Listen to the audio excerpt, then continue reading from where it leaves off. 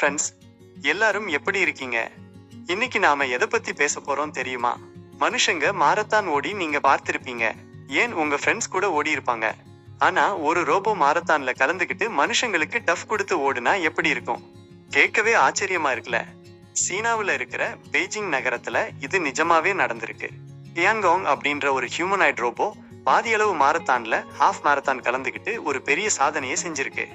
இத பத்தி தான் இன்னைக்கு நாம டீடைலா பார்க்க போறோம். வீடியோவை ஸ்கிப் பண்ணாம பாருங்க. என்ன நடந்தது? தி இவெண்ட் பெய்ஜிங்ல நடந்த அந்த மாரத்தான் போட்டியில ஆயிரக்கணக்கான மனுஷங்க ஓடுனாங்க. அவங்களுக்கு நடுவுல ஒரு ஸ்பெஷல் போட்டியாளர். அதுதான் நம்ம டியாங்கோங். இது சாதாரணமா மெதுவா நடக்கல ஃப்ரெண்ட்ஸ். 21 கிலோமீட்டர் தூரத்தை வெறும் 1 மணி நேரம் 15 நிமிடம் 26 வினாடிகள்ல ஓடி முடிச்சிருக்கு. யோசிச்சு பாருங்க, ஒரு மனுஷன் இந்த நேரத்துல ஓடுறதே பெரிய விஷயம். ஆனா ஒரு மிஷின் எந்த ஒரு களைப்பும் இல்லாம எனர்ஜி குறையாம இதை செஞ்சு முடிச்சிருக்கு. மாரத்தான் முடிச்ச உடனே மத்த ஓட்டப்பந்தய வீரர்கள் கூட சேர்ந்து கை கொடுத்து செல்ஃபி எல்லாம் எடுத்துக்கிச்சு இந்த ரோபோ. டியாங்கோங் ரோபோவின் ஸ்பெஷல் என்ன? Technical side. சரி, இந்த ரோபோவுக்கு அப்படி என்ன ஸ்பெஷல்? முதல்ல இதோட டிசைன். இது பாக்குறதுக்கு அப்படியே மனுஷன் மாதிரியே இருக்கும். கை கால் அசைவுகள்லாம் ரொம்ப நேர்த்தியா இருக்கும். இதோட சராசரி வேகம் மணிக்கு 12 கிலோமீட்டர். அடுத்தது இதோட சமநிலை, ஸ்டெபிலிட்டி. ரோடு எப்பவும் ஒரே சீரா இருக்காது இல்லையா? மேடு பள்ளம் இருக்கும், கல் இருக்கும்.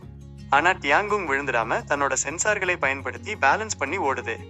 முக்கியமான விஷயம் இதோட ஏஐ தொழில்நுட்பம். இதுக்குள்ள இருக்கிற ஆர்டிபிஷியல் இன்டெலிஜென்ஸ் ஏஐ சுத்தி இருக்கிற ஆட்களை கவனிச்சு அவங்க மேல மோதாம இருக்க உதவுது. இதுக்கு ரிமோட் கண்ட்ரோல் எல்லாம் கிடையாது ஃப்ரெண்ட்ஸ். இதுவே யோசிச்சு ஓடுது. ஏன் இது ஒரு பெரிய சாதனை? த சிக்னிஃபிகன்ஸ். நீங்க நினைக்கலாம், ரோபோ ஓடுனா நமக்கு என்ன அப்படின்னு. ஆனா இதுக்கு பின்னாடி ஒரு பெரிய டெக்னாலஜி இருக்கு. ஒரு ரோபோவால ஓட முடியுதுன்னா அதால கடினமான இடங்களுக்கு போய் மனுஷங்களுக்கு உதவி செய்ய முடியும்னு அர்த்தம்.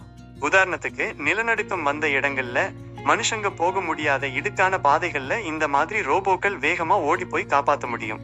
எதிர்காலத்துல டெலிவரி பண்றதுல இருந்து பாதுகாப்பு பணிகள் வரைக்கும் இந்த மாதிரி ரோபோக்கள் வரப்போகுது. அதுக்கு இது ஒரு சின்ன ட்ரைலர் தான். சோ ஃப்ரெண்ட்ஸ், இதை பார்க்கும்போது உங்களுக்கு என்ன தோணுது? இன்னும் கொஞ்ச நாள்ல உங்க கூட சேர்ந்து வாக்கிங் வர்றதுக்கு ஒரு ரோபோ வந்தாலும் ஆச்சரியப்படுறதுக்கு இல்ல.